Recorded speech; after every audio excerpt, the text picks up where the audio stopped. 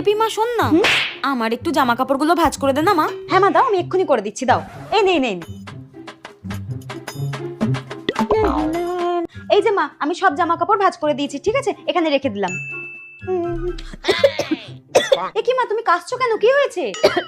মা টেপি, আমাকে এক গ্লাস জল এনে দে তাড়াতাড়ি। দাঁড়াও দাঁড়াও দাঁড়াও, আমি এক্ষুনি আনছি, দাঁড়াও। এ নাও মা, জলটা খেয়ে নাও, তাড়াতাড়ি ধরো। শোন না মা টেপি, ছাদ থেকে জামাগুলো নামিয়ে নিয়ে আয় না।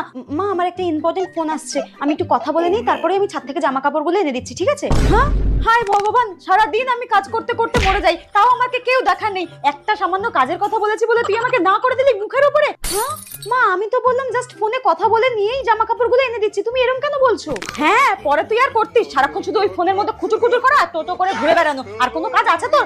একটা কাজ করে দেয় না আমায়, একটা কাজ করে দেয় না। সারাদিন এত কাজ করে দেওয়ার পরেও নাকি কাজ করে দিই না, ভালো লাগে না।